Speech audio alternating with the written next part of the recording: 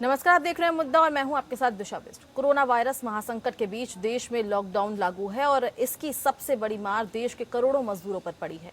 यातायात के साधन बंद होने की वजह से मजदूर जहां थे वहां पर ही फंस गए हैं और अब उन्हें पैदल या साइकिल पर सवार होकर ही अपने घर वापस जाना पड़ रहा है।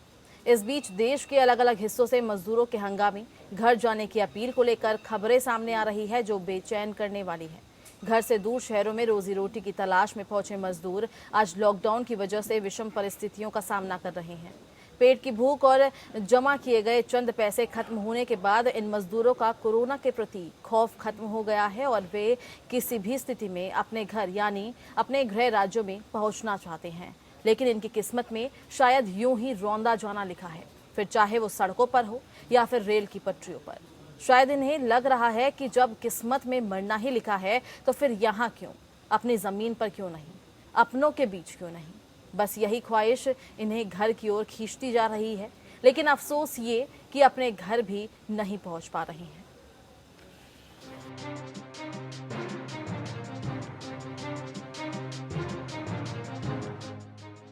महाराष्ट्र के मुंबई में एक बार फिर मजदूरों का गुस्सा फूटा। यहाँ नागपाड़ा इलाके में सैकड़ों की संख्या में मजदूर सड़कों पर उतर आए। बेलासिस रोड के पास मजदूरों ने अपने घर उत्तर प्रदेश भेजने की मांग की, लेकिन जब भीड़ बढ़ती तो स्थानीय पुलिस ने लाठीचार्ज कर मजदूरों को भगाया। उधर मुंबई के हजारों चालकों ने भी रोजी रोटी के संकट के चलते अपने मूल निवास स्थानों को लौटने का सिलसिला तेज कर दिया है। इनमें से ज्यादातर तिपहिया वाहन चालक मुंबई से अपने गांव का सफर अपनी ऑटो में ही तय कर रहे हैं, क्योंकि कोई दूसरा साधन उपलब्ध नहीं है। हाँ, परमिशन उसमें कुछ नहीं दिया, हम लोग डायरेक्ट लेके चल दिए हैं। अच्छा। मरना वहाँ भी है, रास्ते में भी परेशानी झेलते हुए जा रहे हैं। अभी क्या करें, फैमिली वहाँ छोड़ देंगे तो यहाँ क्या करेंगे अकेले जाके। ट्रेनें चलाई जा रही तो बड़े आदमियों के लिए, गरीबों के लिए थोड़ी। मुंबई के अलावा देश के दूसरे बड़े शहरों में भी कुछ ऐसा ही नजारा देखने को मिल रहा है। दिल्ली के धौलाकुआं पर एक थके हारे परिवार ने अपनी व्यथा कुछ इस तरह सुनाई। बच्चे के बीमार होने के बावजूद परिवार अपने गृह राज्य लौटने को बेचैन है। मेरा है ना राशन पता है, मेरा है ना बच्चों को तो दूध मिल रहा है, ना गैस भरने का पैसा नहीं है, ना सब्जी लाने का पैसा नहीं है, और ऊपर से जो कमरा के किराया जो मालिक है वो पैसा भी मांग रहा है। तो हम लोग सोचे कि मैं चलो पैदल चलेंगे। हम लोग को परेशानी हो रही है, राशन पता ही नहीं मिल रही है, बच्ची है छोटा सा उसको दूध नहीं मिल रहा है, न गैस है घर में, हम लोग बैठ कर क्या करें, वहाँ मक्खी मार कर खाएं। सरकार तो चला तो दी है, बहुत धंधा कर रही है, जिसके पास है उसी को दे रहा है, जिसके पास नहीं उसको नहीं दे रहा है। मजबूरी में चल रहे हैं, हमारी कंपनी बंद हो गई। लॉकडाउन में हमारी कंपनी बंद होने के कारण हम लोग घर 2 महीना 1 महीना 3 महीना मजबूरी से आदमी करेगा। गुजरात के कच्छ में प्रवासी मजदूरों ने स्थानीय प्रशासन के खिलाफ हंगामा किया।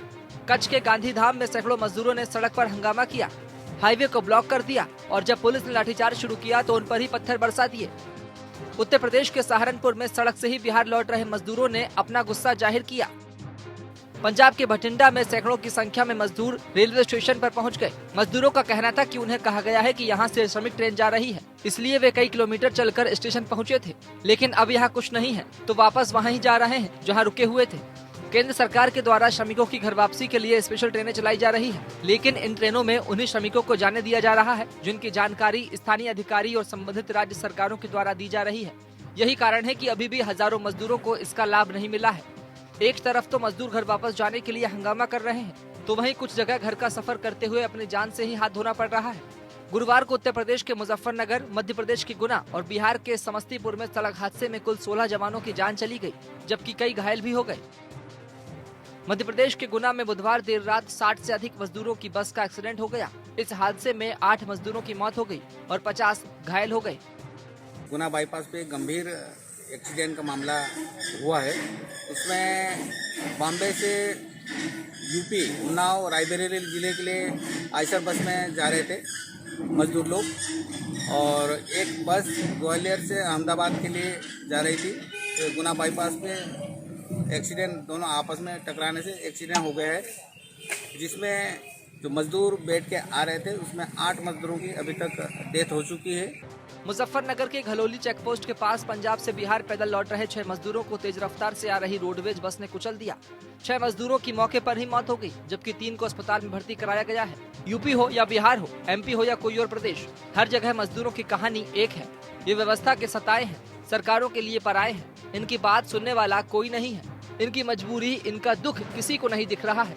इनकी किस्मत में शायद यूं ही रोंदा जाना लिखा है, या चाहे फिर वो सड़कों पर हो या फिर रेल की पटरियों पर। शायद इन्हें लग रहा है कि जब किस्मत में मरना ही लिखा है तो फिर यहाँ क्यों, अपनी जमीन पर क्यों नहीं, अपनों के बीच क्यों नहीं। बस यही ख्वाहिश इन्हें घर की ओर खींचे जा रही है, लेकिन अफसोस ये अपने घर भी नहीं पहुँच पा रहे हैं। Bureau report. और आज का मुद्दा है मजदूर क्यों मजबूर हैं और क्या उनके लिए सरकार कर सकती है। चर्चा को शुरू करते हैं, उससे पहले आपका परिचय हमारे गेस्ट से करवा देती हूँ। हमारे साथ आनंद साहू जी जुड़ चुके हैं, आप नेता बीजेपी हैं, आपका बहुत बहुत स्वागत है। हमारे साथ सुरेंद्र राजपूत जी जुड़ चुके हैं, प्रवक्ता कांग्रेस हैं आप, आपका भी बहुत बहुत स्वागत है। हमारे साथ फोन लाइन पर अनीश मिश्रा जी जुड़ चुके हैं, आप प्रदेश महामंत्री भारतीय मजदूर संघ हैं, आपका बहुत बहुत स्वागत है। और हमारे साथ राजू शेट्टी जी फोन लाइन पर जुड़ चुके हैं, अध्यक्ष हैं आप स्वाभिमानी क्षेत्रकारी संगठन के। सर आपका भी बहुत बहुत स्वागत है। चर्चा शुरू करते हैं। सबसे पहला सवाल मेरा आनंद साहू जी आपसे है कि जो मजदूर खून पसीना लगाकर देश का निर्माण करते हैं, आज उनकी ऐसी स्थिति हो गई है कि उनके पास खाने को पैसा नहीं है, अपने पैसे लगाकर उनको अपने घर जाना पड़ रहा है और वहां भी रास्ते में उनकी मौत हो जाती है। सरकार की क्या व्यवस्था है सर इस पर? देखिए, सबसे पहले तो मुझे लगता है कि जितना भी इसकी निंदा की जाए और इस पर बहुत दुख हो रहा है मुझे जी, क्योंकि देश के मजदूर आज भी जिस प्रकार का दुख भोग रहे हैं और हर प्रकार से उनको कष्ट हो रहा है और लगातार इस प्रकार का समाचार मिल रहा है, निश्चित रूप से बहुत ही खेद है, दुखद समाचार है ये। देश के जब हम देख रहे हैं कि पूरा देश दुनिया को एक अलग ही आईना दिखा रहा है और एक तरफ दूसरा आईना दिखा रहा है कि गरीब सड़कों पे भटक रहे हैं, रोजी रोटी और उनका प्रतिदिन का जो अनाज भी उनको मुहैया नहीं हो रहा है। और यहाँ देश की जो सरकार है, केंद्र सरकार आदरणीय नरेंद्र मोदी जी, वो प्रदेश सरकार और सभी तरह के जितने भी विभाग हैं सभी को पैसे से लेके हर प्रकार का अधिकार दिया है कि आप इन लोगों का समुचित व्यवस्था करिए। उसके बावजूद इस प्रकार का घटना देखने को मिल रहा है, निश्चित रूप से बहुत ही दुखद है। और जितने भी इसकी कड़ी से कड़ी निंदा की जाए उसमें कोई उसका जो है तोड़ नहीं है। आज भारत, हम दुनिया के लोगों को दवाई दे रहे हैं, हर प्रकार का मदद कर रहे हैं, देश विदेश से हर प्रकार से हमारी देश के बारे में सराहना मिल रही है। वहीं हमारे मजदूर जो है अनेकों राज्यों से पलायन कर रहे हैं और उनको सड़कों में भूख से मर रहे हैं, कहीं गर्मी से मर रहे हैं, कहीं पानी नहीं मिल रहा है। बहुत ही दुखद है। इसमें किसी भी कीमत पर इमीडिएट इन लोगों के सुविधा के लिए, इनके जीवन बचाने के लिए हर प्रकार से जितने भी डीएम हैं, एसपी हैं, लोकल बीडीओ हैं, सीओ हैं, इन लोगों को अधिकार है कि ऐसे मानवता की रक्षा के लिए, सामाजिक सुरक्षा के लिए इनको तुरंत व्यवस्था देनी चाहिए, चाहे रेलवे हो, चाहे ट्रांसपोर्ट विभाग हो, हर प्रकार से। आज देश में इस गरीब लोगों का अगर इनको जान नहीं बचाया जाएगा तो भारत जो है, इसकी कोई भी सरकार, चाहे राज्य सरकार हो चाहे देश की सरकार, उसको रहने का कोई अधिकार नहीं है। मैं तो ये मानता हूँ। जी, सुरेंद्र राजपूत जी, सवाल मेरा आपसे है कि जब से लॉकडाउन हुआ है, कोरोना से ज्यादा इतने ज्यादा मजदूर कोरोना से नहीं मरे हैं जितने इस सड़क हादसे से मर गए हैं। लोग कोरोना की वजह से लॉकडाउन में फंसे हैं, मजदूर लॉकडाउन में फंसे हैं, वो अपने प्रदेश जाना चाहते हैं और हादसे के शिकार हो जाते हैं। क्या अब तक ऐसा चलता रहेगा सर? क्या कहेंगे आप? दिशा, बहुत ही आवश्यक आपने मुद्दा उठाया है। मैं आपके चैनल को भी धन्यवाद देता हूं। जिस तरीके का पैकेज था और जिस तरीके की बात आपने कही, निश्चित तौर पर यह स्वागत योग्य बात है।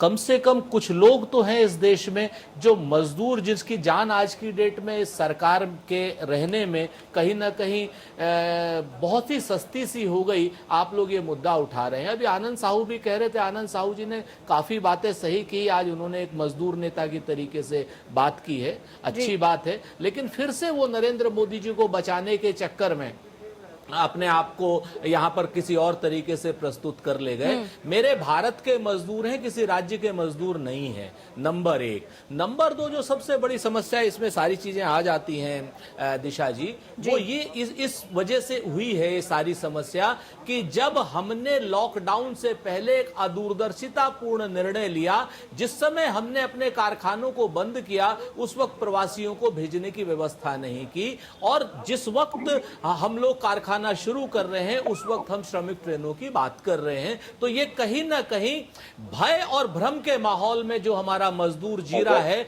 वो कहीं ना कहीं केंद्र सरकार से अभिशप्त है अपने अविश्वास के लिए।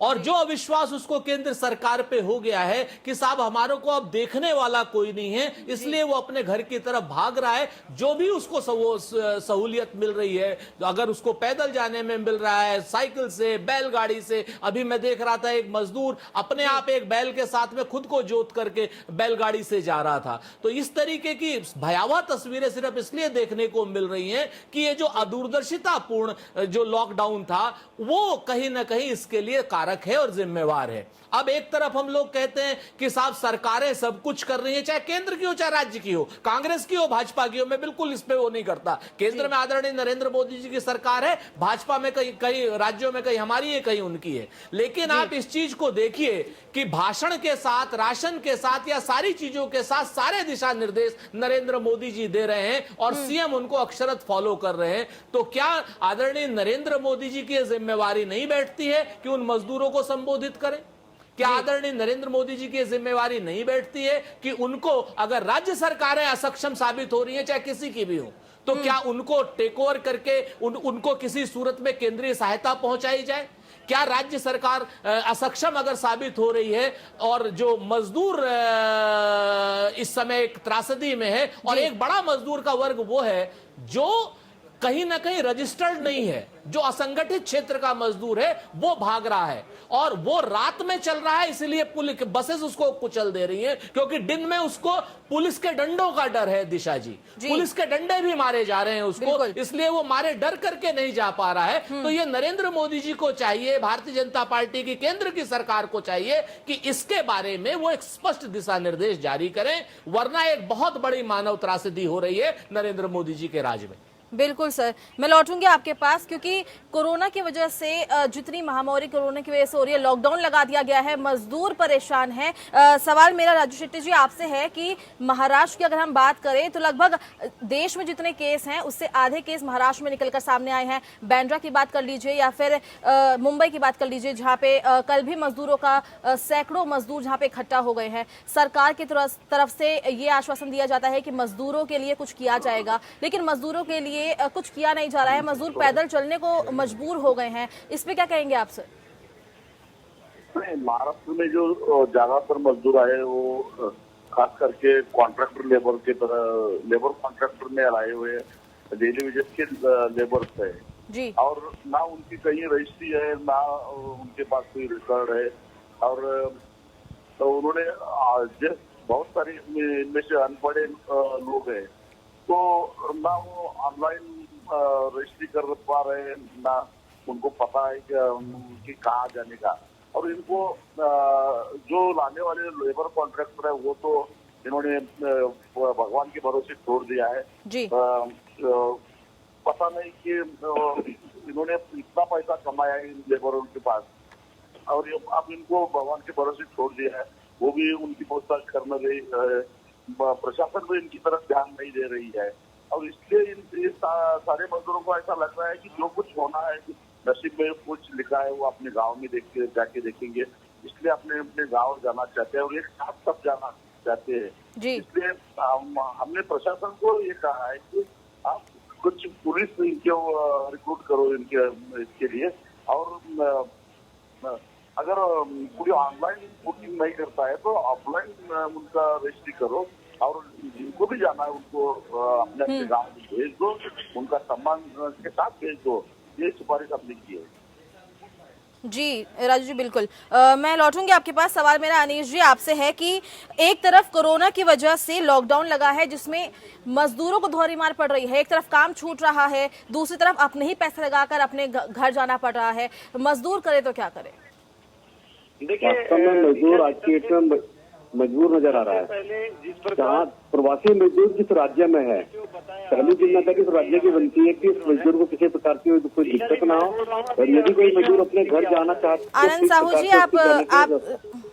आप रुकिए। सवाल मेरा अनीश जी आपसे है कि मजदूर क्या करेगा जब मजदूर पर दोहरी मार पड़ेगी, एक तरफ काम छूट जाएगा, दूसरी तरफ जो मेहनत की कमाई है उसी कमाई से उसे अपने घर लौटना पड़ रहा है।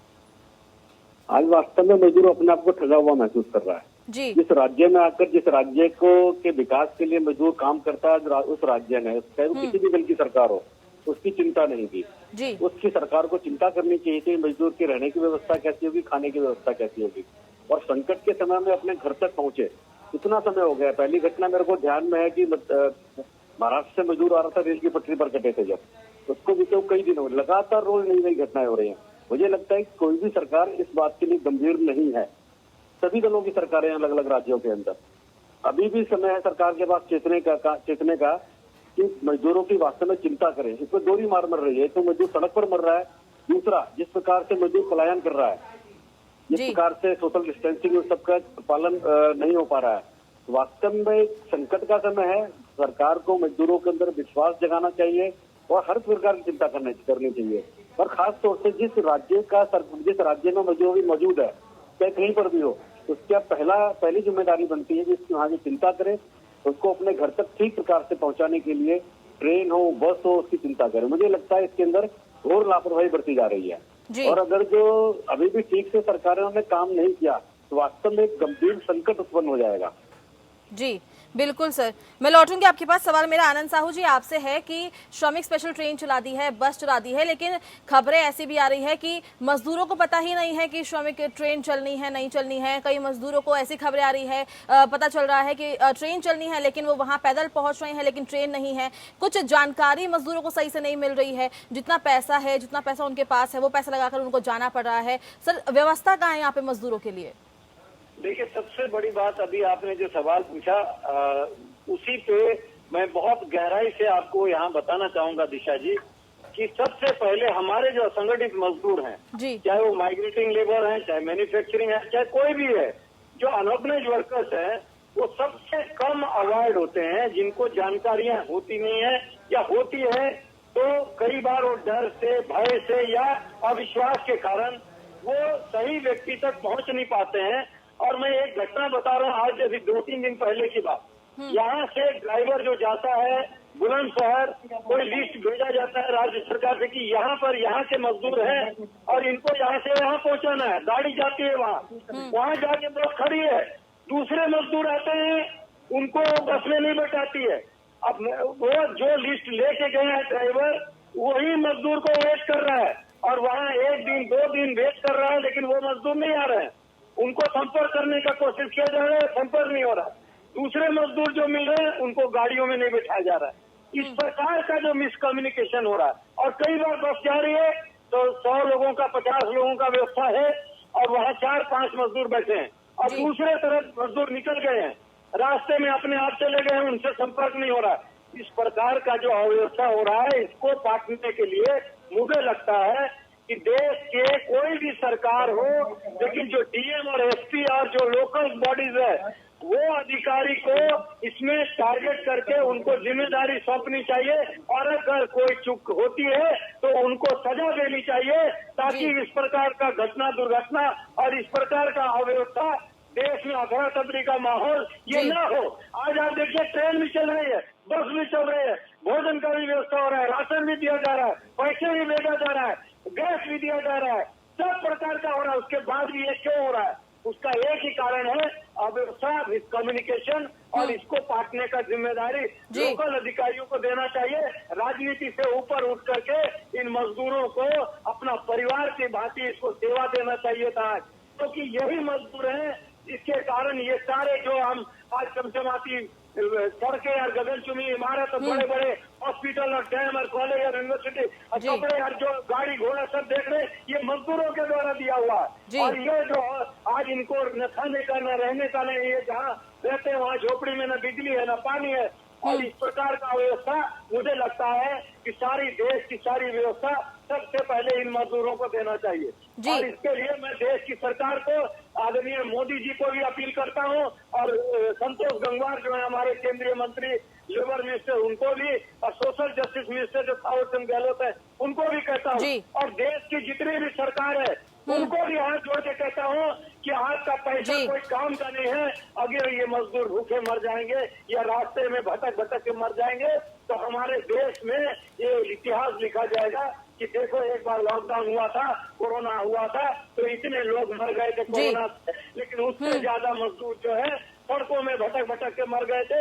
इसके जो है इसके लिए हम सबको जो है इतिहास को जवाब देना भारी हो जाएगा। और इसलिए मैं कहता हूँ हर दल को ये दलदल से निकलिए और राजनीति करना बंद करिए।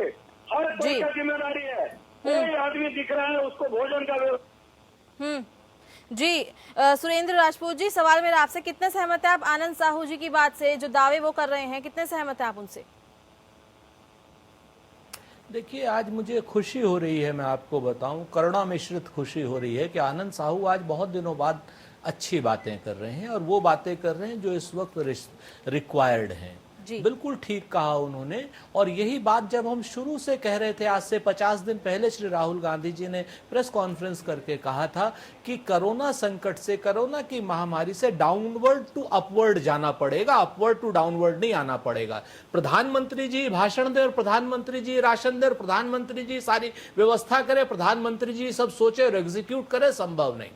यहां पर आपको जिम्मेवारी जो देश के 740 डीएम हैं और 740 एसपी हैं उनको देनी पड़ेगी। आज आनंद साहू जी भी वही बात कह रहे हैं, प्रधानमंत्री जी क्यों नहीं सुन रहे, मेरी समझ में नहीं आ रहा है। लॉकडाउन की सारी जिम्मेवारियां सारी की सारी सीएम के जरिए डीएम्स के पास होनी चाहिए। डीएम डिसाइड करे और डीएम जब डिसाइड करेगा तो निश्चित तौर पर कहीं ना कहीं प्रवासी मजदूरों की भी समस्याओं की सूची कम होगी और प्रवासी मजदूर भी कम परेशान होगा। ये जो बात है, ये जो सारी चीजें हैं, ये कहीं ना कहीं अदूरदर्शितापूर्ण जो लॉकडाउन है उसी की वजह से शुरू हुआ है। अच्छा है कि आनंद साहू जैसे नेता भारतीय जनता पार्टी में हैं। इनकी बात अगर भारतीय जनता पार्टी सुने तो निश्चित तौर पर काफी समस्याओं का निदान होगा और जिन समस्याओं का निदान नहीं हो पाता है वो सर्वदलीय बैठक को ये लोग करके करें। और रही बात, जैसे बिल्कुल सही कहा, अब जब अगर आप जिले को आप लॉकडाउन में यूनिट मान लेंगे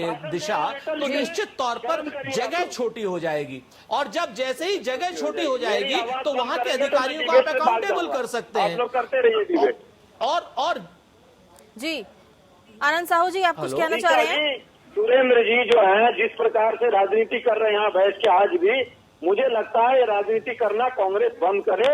और सोनिया जी, आदरणीय सोनिया गांधी जी, आपसे तो विशेष विनती करता हूँ मैं, आप हमेशा चिट्ठी लिख देते हैं, कहते हैं ट्रेन में उसका पैसा दे दूंगा। कितना पैसा कांग्रेस ने दिया किस ट्रेन के लिए, उसका हिसाब पता है? ये झूठ हम बताते हैं, हम वो भी बता देते हैं, हम वो भी बता देते हैं, हम वो भी बता देते हैं। आनंद साहू जी, आप चिंता मत कीजिए, हम वो भी बता रहे हैं। चूंकि आज आप अच्छी बातें कर रहे हैं, तो आज तक हमने 100 से ज्यादा ट्रेनों का पैसा दिया। सूरत से दिया, भरूच से दिया, अहमदाबाद से दिया, बंबई से दिया है, हमने राजस्थान से दिया है, हमने पंजाब से दिया है। सर, बात मजदूरों की चल रही है, आप दोनों राजनीति करनी फिर शुरू कर दी सर। टीवी में झूठ बोलना कांग्रेस का, ये आनंद साहू राजनीति कर रहे हैं। मुझे अब दुख हो रहा है, मैं तो आनंद साहू के समर्थन में बात कह रहा था। सर, अभी जब चर्चा शुरू हुई थी तो आप दोनों ही मजदूरों की बात कर रहे थे, लेकिन अब राजनीति शुरू हो गई, आप दोनों की ही चर्चा कर रहे हैं मजदूर की मजबूरी पर। सभी गेस्ट हमारे साथ जुड़ रखे हैं। सवाल मेरा राजू जी आपसे है कि तस्वीर ऐसी आ रही है कि मजदूर लगातार अपने घर की तरफ पलायन कर रहे हैं, लेकिन कहीं कहीं पे मजदूर जो पैदल जा रहे हैं उनका कुछ चेकअप नहीं हो रहा है। मान लीजिए अगर किसी भी एक मजदूर को कोरोना होता है और वहां जाके ये कितना बड़ा धमाका हो सकता है, ये सरकार नहीं समझ रही है। यही समझ नहीं रही है कि अगर उनको रोका जाए तो वो पैदल जाते हैं, वो किसी ऑटो रिक्शा से जाते हैं, छोटे छोटे कई मजदूर तो साइकिल से जा रहे हैं। तो इस तरह से और कहाँ रोकेंगे? छोटे छोटे सड़क से वो जा रहे हैं, गांव से जा रहे हैं। तो इसलिए पहले मजदूरों का भरोसा दिलाना चाहिए कि आप जहाँ हो वहाँ सुरक्षित हो, आपको कोई खतरा नहीं है, आपको खाने का इंतजाम किया जाएगा। जो लेबर कॉन्ट्रैक्टर जिसने उनको लाया है उसकी भी जिम्मेदारी है, उसको सख्ती से कहना चाहिए कि भाई जितने भी लेबर आपने लाए उसकी जिम्मेदारी आप पे है, और अगर उनको वो मजदूर अगर इधर उधर कहीं जाते वो जिम्मेदारी उसकी फिक्स करनी चाहिए। और वहाँ का जो तहसीलदार हो या कोई प्रशासकीय अधिकारी हो उनको भी ये कहना चाहिए कि जो उनको अनाज मिलना चाहिए, सिर्फ अनाज देने से नहीं चलेगा। उनको वो पकाएंगे कहाँ से? वहाँ उनको गैस नहीं है उनके पास। या तो महाराष्ट्र में जो शिव भोजन मिलता है वो शिव भोजन की व्यवस्था होनी चाहिए। ये होता नहीं है, वो भूखे मर रहे हैं और तकरीबन 2 महीने से वो खाली हाथ बैठे हैं। उनको खाली हाथ बैठने की आदत नहीं है, इसलिए उनको भरोसे में लेकर उनको ये भरोसा दिलाना चाहिए कि आप अपने गांव जा सकते हैं, लेकिन एक साथ सब नहीं जा सकेंगे, इसलिए धीरे धीरे से जाइए, सब ग्रुप करके जाइए। ये समझाना चाहिए, वो समझाने की जरूरत है। बिल्कुल राजू जी, आप बने रहिए, मैं आपके पास लौटूंगी। सवाल मेरा अनीश जी आपसे है कि सरकार ने दावा किया था कि मजदूरों को खाना मिलेगा, उनका काम नहीं छूटेगा, लेकिन मजदूरों को अब भरोसा नहीं रहा क्योंकि शायद उनको मिल नहीं रहा है, इसलिए वो अपने घर वापस लौट रहे हैं। पर सरकार की तरफ से क्या मदद की जानी चाहिए मजदूरों की कि वो जहां है वहीं रहें, क्योंकि कोरोना महासंकट के बीच में अगर लॉकडाउन का उल्लंघन हो रहा है इस तरीके से तो लॉकडाउन का कोई फायदा ही नहीं है। इस मामले में कोई भी सरकार एक तो गंभीर नहीं है, समस्या को समझने में बहुत देरी की गई है। आज भी मैं देख रहा हूँ कि समस्या को समझाने की वजह जितने भी राजनीतिक दल है वो टिकट को लेकर के लड़ रहे हैं कि टिकट का पैसा कांग्रेस ने दिया, कि रेल मंत्रालय ने दिया, कि राज्य ने दिया है। आज भी इस पर मजदूरों के इस पलायन पर सब पर राजनीति हो रही है जी। आज भी समय है, मजदूरों को पहले समझना पड़ेगा। बड़े बड़े लोग मैं देख रहा हूँ आपके यहाँ आकर के डिबेट करते हैं, बोलते मजदूर भी भूख पर टिके हुए हैं। आज मजदूर संकट में हर एक व्यक्ति अपने घर पर जाना चाहता है जी। कोई भी आज इनके घर का बच्चा नहीं है ना, जो लोग डिबेट करते हैं, जो लोग वक्तव्य देते हैं, जो लोग भाषण देते हैं। आज भी देख रहा हूँ डिबेट के अंदर लंबे लंबे भाषण हो रहे हैं। वास्तव में जिन पर क्या करा, समस्या को समझना पड़ेगा। किसी एक जिले की समस्या नहीं है, 2 राज्यों के बीच के अंदर की बात है। एक राज्य, 2 राज्य, केंद्र सरकार बीच में करता है। राज्यों को केंद्र के साथ मिलकर के समन्वय बिठाना चाहिए, राज्यों एक योजना बनानी चाहिए। और समस्या मुझे लगता है कि एक दूसरे पर डाली जा रही है। अभी भी समस्या को समझ करके उसका समाधान किस प्रकार से हो, इसकी अभी शुरुआत तक ठीक प्रकार से नहीं हुई है। आज मैं टीवी चैनल पर देख रहा था, ट्रकों के अंदर लग करके लोग जा रहे हैं। ऐसी कैसे मतलब संकटों का सामना करके लोग अपने घर पर, बंबई से ऑटो के अंदर लोग बिहार और उत्तर प्रदेश पहुंच रहे हैं। वो जी। तो सरकारों को आपस में समन्वय बना करके समस्या को समझ करके काम करना पड़ेगा, नहीं तो वास्तव में एक भयावह स्थिति उत्पन्न होगी। स्थिति ऐसी उत्पन्न, कोरोना तो फैलेगा ही फैलेगा। एक नया प्रकार का संकट आज जो दृश्य है दुनिया के सामने दिखाई दे रहा है कि भारत एक अच्छे ढंग से सामना कर रहा है। अगर जो राज्य और केंद्र सरकार मिलकर के किसी भी दल की हो ठीक प्रकार से काम करना आरंभ नहीं किया तो दुनिया के अंदर एक हमारी बुरी स्थिति दिखाई देगी, तो एक बड़ा बुरा परिदृश्य दिखाई देगा। आज भी मुझे लगता है राजनीतिक दलों के प्रतिनिधि आपके डिबेट के अंदर बैठे हुए हैं, उनको भाषणबाजी छोड़ करके उन सरकारों को ठीक प्रकार से काम करने का प्रयास करना चाहिए और समस्या को ठीक प्रकार से समझ करके किस प्रकार से दूर होगी। दोनों तीनों सरकारों का समन्वय हो, 2 राज्यों की सरकार, तीसरा केंद्र का जो भी विभाग बीच में आता हो, आपस में समन्वय बना करके कार्यक्रम बना करके इसकी शुरुआत करके उसको अंजाम देना पड़ेगा। नहीं तो वास्तव में एक बड़ी विकट समस्या उत्पन्न हो जाएगी और एक बार देश का मजदूर भड़का तो फिर संभलने में नहीं आएगा। आप लोगों की राजनीति भी बंद हो जाएगी और आप लोगों को भी संकट का सामना करना पड़ेगा। जी सुरेंद्र राजपूत जी, आप कुछ कहना चाहते हैं? जी, निश्चित तौर पर मैं इनकी सारी बातों से सहमत हूँ। ये वक्त राजनीति का नहीं है और हमारी कोशिश भी यही है कि बिल्कुल राजनीति ना हो। और रही बात, हमने तो कोई राजनीति करने की मजदूरों के संबंध में बात ही नहीं की, हम तो समाधान की बात करते हैं। हम अभी भी यही बात पूछना चाहते हैं भारतीय मजदूर संघ के जरिए भी, भारतीय जनता पार्टी के प्रवक्ता के जरिए भी और आपके चैनल के जरिए भी प्रधानमंत्री तक हम यही बात पहुंचाना चाहते हैं कि अतीत में जो गलतियां हो गई आप उनको स्वीकार कीजिए और उसके बाद अब भविष्य में ये गलतियां मजदूरों के प्रति न हो तो आप असंगठित क्षेत्र के मजदूरों पर बगैर किसी लाभ हानि के, बगैर किसी राजनीति के, बगैर किसी दबाव के, उद्योगपतियों की लॉबी के बगैर दबाव के आकर के आप एक तो उनके खाते में पैसे डालिए कम से कम 7,500 रुपए, ताकि उनको कुछ राहत मिल सके, वो अपना कुछ सामान खरीद सके। और दूसरा, असंगठित क्षेत्र के मजदूरों के मन से भय दूर कीजिए कि जहां पर भी वो जा रहे हैं उनको कोई भी एग्जिट पास नहीं दे रहा है, पुलिस उनको मार रही है, उनको खाना स्वयंसेवी संगठन ही दे रहे हैं, सरकार के नुमाइंदे उनको इसलिए खाना नहीं दे पा रहे हैं क्योंकि वो रजिस्टर्ड नहीं है। मेरा ये दिशा, ये सबसे महत्वपूर्ण बात ये है, भारतीय मजदूर संघ हो, इंटक हो, C2 हो, ये सारी ऑर्गेनाइजेशन आज की डेट में क्यों नहीं सड़क पर आती हैं? सड़क पर आए और उन मजदूरों को एक कहीं ना कहीं उनको एक व्यवस्था दिलाएं, विश्वास दिलाएं और सरकार से उनके लिए लड़ें, पुलिस से उनके लिए लड़ें और साथ में कहें उनके साथ खड़े होकर के कि ये भी हमारे रजिस्टर्ड मजदूरों जैसे ही मजदूर हैं जो असंगठित क्षेत्र के हैं। डर है उनको असंगठित क्षेत्र के मजदूरों को कि अगर हम देख लिए गए तो पुलिस हमको पकड़ के ले जाएगी, घर की जगह हमारी जगह जेल हो जाएगी। ये असंगठित क्षेत्र के मजदूरों की बड़ी त्रासदी है। सर, लेकिन कांग्रेस भी तो राजनीति करने से पीछे नहीं हट रही है ना। कभी लॉकडाउन को प्लानिंग को लेकर बोलती है, कभी मजदूरों को पैसा देने को लेकर बोलती है। आनंद साहू जी, आप कुछ कहना चाह रहे हैं? एक मिनट, ये प्रश्न आपने जो हमसे कहा, मैं आपसे बहुत स्पष्ट रूप से कह दूं दिशा, ये आपका आरोप मिथ्या है और निराधार है। अगर हम सरकार को किसी कमी की तरफ इंगित कर रहे हैं तो हम राजनीति नहीं कर रहे हैं, हम उनको समाधान बचाने की कोशिश कर रहे हैं और हम बता रहे हैं कि यहां पर कमी है, इसे दूर कीजिए। बस हमारा इतना सा मकसद है, राजनीति हम नहीं करते हैं इस तरीके की चीजों पर। जी आनंद साहू जी। दिशा जी, अभी जितने लोगों ने भी बात किया यहाँ आपके चैनल में, जी आप एक बार बताइए, अभी सुरेंद्र जी ने एक बात कही कि जो एटक, इंटक, जो बीएमए, जितने भी ये ट्रेड यूनियन है, उन्होंने असंगठित क्षेत्र में क्या काम किया। मैं अभी पूछता हूँ, यहाँ अनिश जी बैठे हैं टीवी चैनल में, उल्टा राजनीतिक दलों को ये लोग कभी छोड़ते नहीं है कोई गाली देने से या अभद्रता करने के लिए, लेकिन ये लोग संगठित क्षेत्र में दुबक के बैठे रहते हैं, मलाई काटते रहते हैं। मैं सीधा आरोप लगा रहा हूँ। और जो भी सबसे ज्यादा शोषण करने वाले हैं, अपनी जानकारी ठीक कर लीजिए। भारतीय मजदूर संघ संगठित कितना बड़ा काम है मुझे पता है। भारतीय मजदूर संघ और पूरे देश के जो ट्रेड यूनियन है वो केवल 6-8% जो ऑर्गेनाइज सेक्टर है उसमें जाके दुबक के बैठे हैं। अनऑर्गेनाइज सेक्टर जो 94% है टोटल, मेरा ये आंकड़ा नहीं है, National Sample Survey Organisation of India का आंकड़ा है, ये मैं बता रहा हूँ। 94% में अकेले खेतिहर मजदूर हैं 22 से 24 करोड़।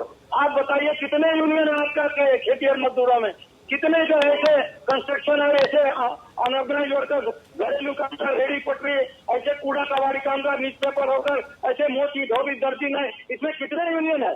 जी, दूसरे पर आरोप लगा करके समस्या का समाधान नहीं हो जाता। थोड़ा आप स्वयं से रहिए अनिश जी, राजनीति मत करिए या टीवी में बैठ के।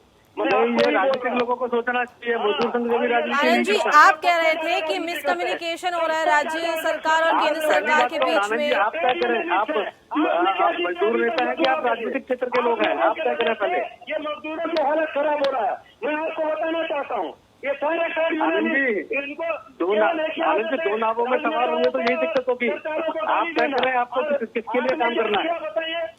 हम लोग तो अभी भी राशन बांट रहे हैं, आके देख लीजिए मेरे ऑफिस में, अभी भी कम से कम 1000 किलो राशन पड़ा है बांटने के लिए। मैं झूठ नहीं बोलता हूँ, आप बोलिएगा तो लाइव दिखा दूंगा थोड़ी देर में। ये हम ऐसे नहीं करते केवल भाषण देने का काम। मैं हमेशा प्रैक्टिकल आदमी हूँ और गरीबों के लिए राजनीति चुना है, न कि मलाई काटने के लिए राजनीति चुना है। आज भी संघर्ष की राजनीति है। हम लोग जीवन में अपने जो कमाई है, गाड़ी कमाई, वो लगाते हैं पैसे वो सेवा काम में। आप मुझे मत बताइए क्या करना क्या नहीं करना है, आप अपना बताइए क्या कर सकते हैं। आप लोगों ने आनंद जी छोड़ो, व्यक्तिगत प्रश्न आप उठाएंगे तो फिर ठीक नहीं है, सबको सब मालूम है, इसलिए ये चीजें ठीक नहीं है। आप ठीक है, आनंद जी ये करिए, आप यहाँ बैठ के भाषण कर रहे हैं, राजनीति कर रहे हैं। आनंद जी अच्छा है, आप कर रहे हैं, ऐसे नहीं होता जैसे आप जिस तरीके से आते आता है। क्या मैं इंजीनियर छोड़ के आया था, आप यहाँ बोल रहे हैं मुझे कि आप यू डोंट नो एवरीथिंग। आप ऐसे मत बोलिए। ऐसे प्रश्न उठाएंगे तो संकट आपको उत्पन्न होगा। कुछ नहीं, आप लोग अपना इस प्रकार के प्रश्न खड़े मत करो कि आपको संकट खड़ा हो।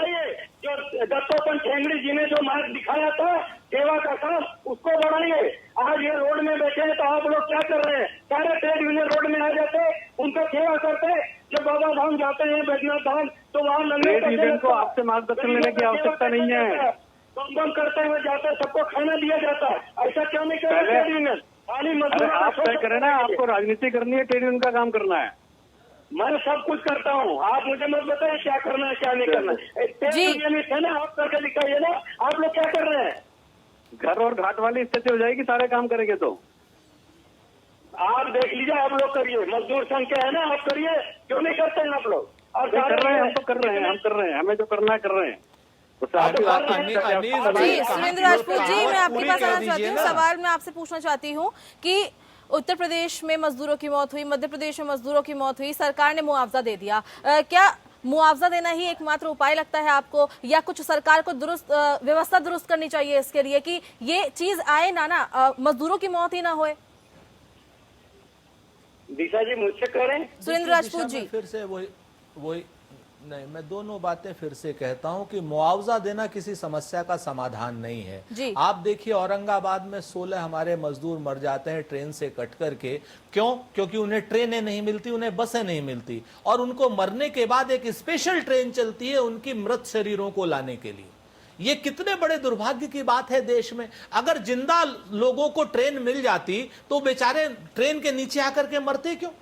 आप समझिए इस चीज को। ये शासन और सरकार की व्यवस्था का हिस्सा है। अगर हम शासन और सरकार में होते, हम भी इसी तरीके से आलोचना का पात्र होते। अगर हमारे राज्य में ऐसी इस तरीके की, हमारे देश में इस तरीके की बात होती तो आज की डेट में प्रधानमंत्री जी को बैठ करके, फिर मैं आलोचना की बात नहीं कर रहा हूं, मैं आज की डेट में प्रधानमंत्री जी को बैठ करके आत्मचिंतन करना पड़ेगा कि सत्ता के केंद्रीकरण को, जिस तरीके से पीएमओ में उन्होंने सारी शक्तियां निहित कर दी हैं, उनको विकेंद्रीकृत करना पड़ेगा।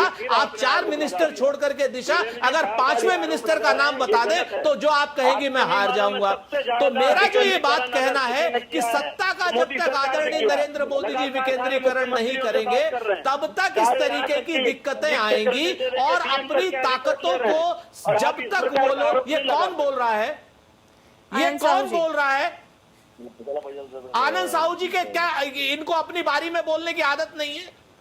मैं तो इनके पक्ष की बात कर रहा हूं, लेकिन इनको ये नरेंद्र मोदी जी की चाटुकारिता में इतने ज्यादा हो गए हैं कि अभी भारतीय मजदूर संघ जो आरएसएस की बॉडी है उससे भी लड़ पड़ते हैं, और इस समय अगर कांग्रेस कोई बात कह रही है तो उससे भी लड़ पड़ते हैं। अरे भाई अपनी बारी का इंतजार कीजिए। आप आरोप लगा करके इस प्रकार से आप कभी भारतीय मजदूर संघ से लड़ पड़ रहे हैं, और कभी आप चूंकि नरेंद्र मोदी जी की चाटुकारिता के आप कृपा पात्र हो गए हैं। आप सिर्फ सुरेंद्र राजपूत जी, महाराष्ट्र में सरकार आपकी है ना सुरेंद्र राजपूत जी? नरेंद्र मोदी जी के ऊपर कोई बात ना आ जाए। नरेंद्र मोदी जी की चाटुकारिता करने में भारतीय जनता पार्टी के प्रवक्ता मजदूरों के हितों को छोड़ देते हैं। क्या छोड़ ये देते लोग हैं? बात ही नहीं सुनना चाहते। जी आनंद साहू जी, इतने ज्यादा चाटुकार हो गए हैं ये नरेंद्र मोदी के कि मैं भारतीय जनता पार्टी की नीति को भी। आनंद साहू जी, मैं आपके पास आऊंगी। सवाल मेरा सुरेंद्र राजपूत जी से है। हम लोगों को क्या चाटुकारिता सिखाएंगे? गांधी परिवार के अलावा इतने ज्यादा चाटुकार हो गए हैं आप कि आप किसी भी तरीके से, किसी भी सभ्य बहस को आप दोनों एक एक करके बात करेंगे तो आप दोनों की बात समझ में आ जाएगी। ये बहस किसी सूरत में नरेंद्र मोदी के सामने चली जाए। हर बार आप मोदी जी का नाम ले रहे हैं, प्रधानमंत्री जी को कह रहे हैं। पूरी तरीके से आप नरेंद्र मोदी की कमियों को छुपाने के लिए आप बीच में बोलते हैं। आप सुनना क्यों नहीं चाहते? जितना काम किए हैं सुनने के बाद आप डिसाइड कीजिए, क्या प्रधानमंत्री भगवान है? क्या प्रधानमंत्री भगवान है कि वो गलती करेंगे और हम उनको कुछ नहीं कहेंगे? क्या हम आरती उतारे उनकी? ऐसे प्रधानमंत्री की हम आरती उतारे जो बिना मतलब के लॉकडाउन में भेज देता है लोगों को, 3 घंटे में लॉकडाउन में भेज देता है लोगों को, जिसकी वजह से सड़क पे मजदूर मर रहे हैं। ऐसे प्रधानमंत्री की आरती उतारे, आलोचना नहीं करें उसकी? शर्म नहीं आती आपको इस तरीके की आलोचना ना सुनने की आदत में? भारत में ये लीजिए, अब आपको पूरे विश्व की आ गई, अब आप विश्व में आ गए। आपको ये बहुत ही दुर्भाग्यपूर्ण की बात है कि आप दोनों इस मुसीबत की घड़ी में राजनीति कर रहे हैं, यहाँ पे एक दूसरे के ऊपर राजनीति कर रहे हैं। सवाल मेरा राजू जी आपसे है, ये महामारी चल रही है कोरोना की, लॉकडाउन चल रहा है, मुसीबत में मजदूर हैं, लेकिन दोनों ही पार्टियां यहाँ पे राजनीति करने से बाज नहीं आ रही है। दिशा, मैं आपसे जिम्मेवारी से कह रहा हूं, आप अपने शब्दों पे लगाम दें। मैंने कोई राजनीति नहीं की। आनंद साहू बीच में बोल रहे हैं, आपको ये कहने की हिम्मत होनी चाहिए कि भारतीय जनता पार्टी के प्रवक्ता राजनीति सर, तो आप भी तो हम प्रधानमंत्री के ऊपर बोल रहे हैं, उनके ऊपर बोल रहे हैं, आप भी तो राजनीति कर रहे हैं। आपकी सरकार महाराष्ट्र में है सर। बोला जाएगा जब आनंद साहू इस तरीके की बात करेंगे तो सर, सवाल मैंने आपसे भी सवाल पूछा है, मैंने बीजेपी से भी सवाल पूछा, दोनों अपने अपने टाइम पे जवाब देंगे तो ठीक रहेगा। सवाल अभी मैं राजू जी से कर रही हूँ। राजू जी आप बताइए। नहीं आप बताइए मुझे, मैं किसके बीच में बोला? मैं आनंद साहू के बीच में बोला? मुझे बोलने दो आप। सर मैं आपके पास लौटूंगी। नहीं लौटेंगी क्यों आप? आनंद साहू से नहीं आप कहने की हिम्मत नहीं है क्योंकि वो सत्ता में है? सर ऐसी कोई बात नहीं है सर, मैं आप सबसे उनको नहीं कह सब पा हमारे रही लिए है बराबर कि हैं वो और सभी बीच में पैनलिस्ट बोले। हमारे लिए बराबर हैं। मैं आपके पास भी लौटूंगी, मैं आनंद साहू जी से ही बात करूंगी। अभी मेरा सवाल राजू जी से है, शर्म इसलिए नहीं मैं उनसे आती है पूछना चाह रही आपको हूँ। गलत बात बोलते हुए? ये वक्त अभी और माफ कीजिएगा राजू शेट्टी साहब, आपके बीच में बोला उसके लिए क्षमा चाहता हूँ। अरे भाई मत बोलो ना, मैं बोल रहा हूँ। राजनीति करने का ये वक्त नहीं है।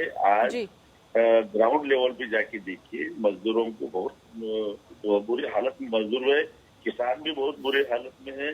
खास करके कि मजदूर लोग कहाँ से आए, गाँव से आए हुए छोटे छोटे किसान ही है, अपनी खेती पे उनका पेट भरता नहीं, इसलिए गांव छोड़ के मजदूरी करने के लिए शहर में आ रहे हैं। तो वक्त ये है कि इन किसानों के ऊपर, मजदूरों के ऊपर, गांव के लोगों के ऊपर ये जो आज बुरा वक्त आ चुका है, इसके लिए उनके पीछे हम रहने वाले हैं कि नहीं।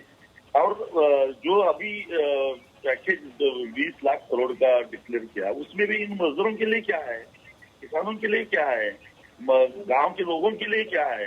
अगर आपकी आर्थिक स्थिति, अगर ये गांव वालों ही काम करने वाले, कष्ट करने वाले लोग ही अगर उभरने वाले, देश की स्थिति सुधारने वाले हैं, रीढ़ की हड्डी ये काम करने वाले लोग हैं, और उनकी स्थिति नहीं सुधरेगी तो देश कैसे सुधरेगा और किसके लिए सुधरेगा। इसलिए मैं ये चाहता हूँ कि राजनीति अलग रखती, गरीब लोगों को सामने रखते हुए नीतियाँ निर्धारित होनी चाहिए। और वक्त तो बहुत कम है, और खास करके इन गरीब लोगों के मन में एक भरोसा दिलाना चाहिए कि आप जहाँ हो यहाँ सुरक्षित हो।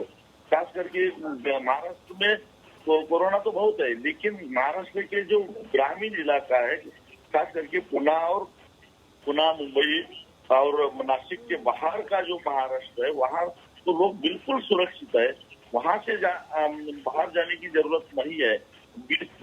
लेकिन पहले पुणे के, मुंबई के, ठाणे के, नासिक के मजदूरों को बाहर जाने दो, बाद में धीरे धीरे महाराष्ट्र के लोगों को जाने दो। इस तरह से अगर कोई प्लान बनता है तो बहुत अच्छी तरह से ये सब लोग अपने अपने गांव से जा सकेंगे। इसके लिए राज्य सरकार और केंद्र सरकार दोनों को भी हाथ में हाथ मिलाकर प्लानिंग करना चाहिए।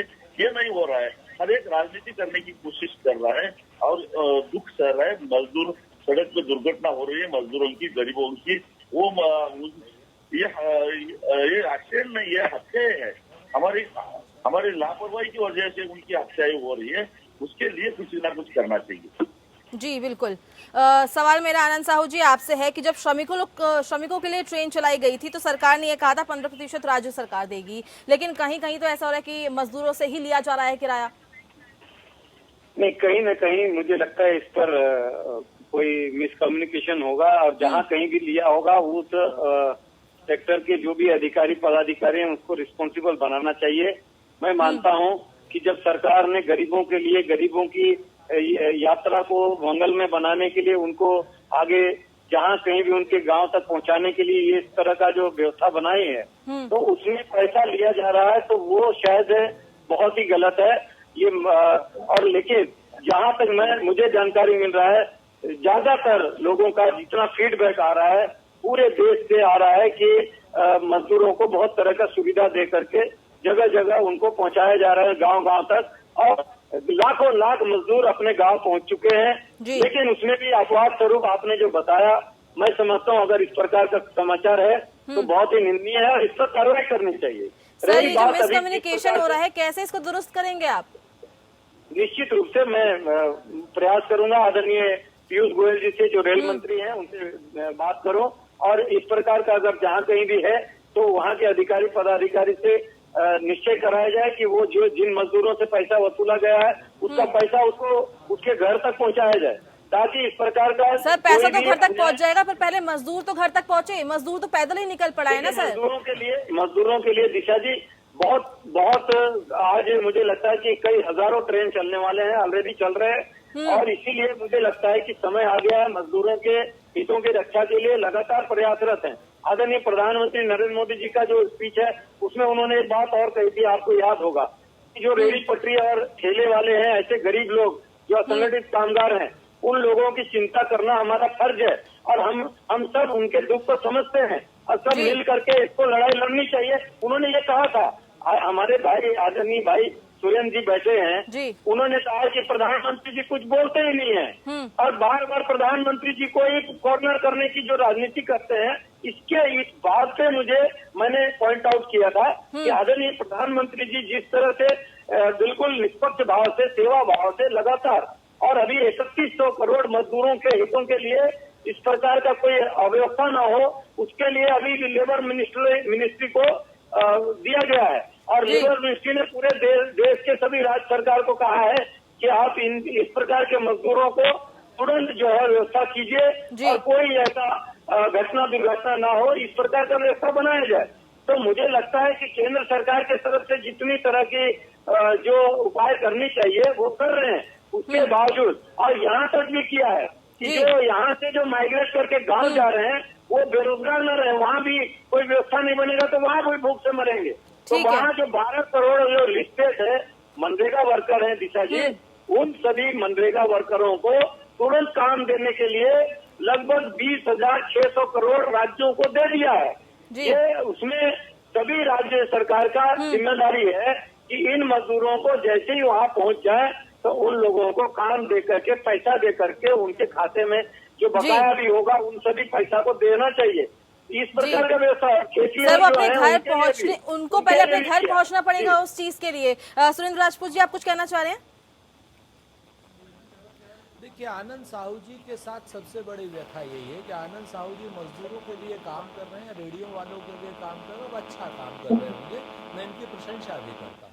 लेकिन जो सबसे बड़ी समस्या है कि आनंद साहू जी को तथ्यों की आधी जानकारी है। जैसे इन्होंने अभी कहा मनरेगा का 20,000 करोड़ रुपया दे दिया है राज्यों को, तो सच्चाई ये है आनंद साहू जी कि इस वक्त लगभग 56,000 करोड़ 2 साल का पुराना बकाया है राज्यों का, जिसमें से 20,000 करोड़ दिया है। तो ये जो 20,000 करोड़ रुपया जाएगा तो पुराने मजदूर जो अपनी मजदूरी कर चुके हैं उनको पैसा दिया जाएगा और उसके बाद भी 36,000 करोड़ रुपया बचेगा। आप मेरी बात को समझिए। तो ये जो नए मजदूर आ रहे हैं इनके लिए आप कहां से व्यवस्था कर रहे हैं? और दूसरी बात, खाली अगर भाषण से ही मजदूरों का हित हो जाता तो निश्चित तौर पर सबका हित हो जाता। सर्वे भवन्तु सुखिनः सर्वे सन्तु निरामया हो जाते। सच्चाई यहां पर यह है कि केंद्र सरकार राज्य सरकारों को जो इकोनॉमिक पैकेज मजदूरों के लिए, किसानों के लिए जो उनको राहत के लिए देना चाहिए था वो तो बिल्कुल नहीं दे रही। उनके ड्यूज भी नहीं दे रही है, चाहे वो मनरेगा के ड्यूज हो और चाहे वो जीएसटी के ड्यूज हो और चाहे वो और किसी चीज के ड्यूज हो। तो केंद्र सरकार को, मैं प्रधानमंत्री का नाम नहीं ले रहा हूं, केंद्र सरकार को ये ड्यूज उनके दे देने चाहिए और इसके अलावा मजदूरों के लिए अलग से आपको पैसा देना पड़ेगा, क्योंकि जीएसटी केंद्र सरकार के अधीन आने के बाद राज्य सरकारों के पास अपने संसाधन नहीं रह गए हैं, चाहे वो भाजपा की सरकारें हो चाहे वो कांग्रेस की हो। जी सुरेंद्र राजपूत जी से कांग्रेस ने पहले भी सुझाव दिया था कि मजदूरों के हाथ में पैसे दे दे। अगर उस सुझाव को केंद्र सरकार मान लेती तो शायद आज मजदूर केंद्र सरकार पर भरोसा करके उसी जगह पर रहती। क्या कहेंगे इस पे आप? एक छोटा सा कमेंट चाहिए सर, क्योंकि कार्यक्रम को समाप्त करने का समय हो चुका है।